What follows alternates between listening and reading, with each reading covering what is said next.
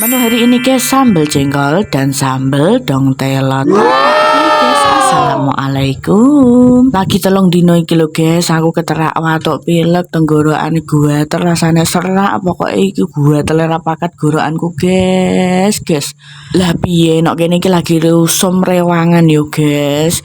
Lah piye mek ra diwangi yo sakake, lah mek diwangi yo kepiye. Lah yo mbok guys, rewang iki los pokoknya dino iki. Wes pokoknya jodoh salvo kambi suaraku yo guys, rodok serak-serak basah terus suarane ki rodok bleng-bleng ngono. Lanjut ceritane nek kene iki aku ape nyambel jengkol terus ape nyambel dong telot tapak.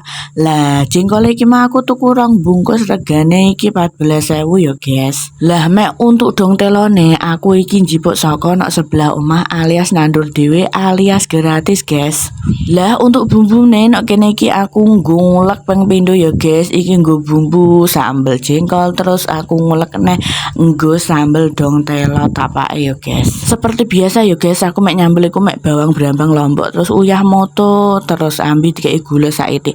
Lanjut iki aku wis bar masak sambel jengkole, lanjut nek kene iki aku apa jenenge ngoseng-ngoseng bumbune iki serba diulek kabeh yo guys. Amarga kenapa mek diulek iki luwih mantul, luwih mantep, luwih tresep bumbune guys. Lah aku iku tim mek dioseng-oseng mek di bumbune iku diiris-iris gak pation tresep bumbune guys. Tapi mek diulek kabeh iku bumbune wis tresep era pakat tur mantul guys.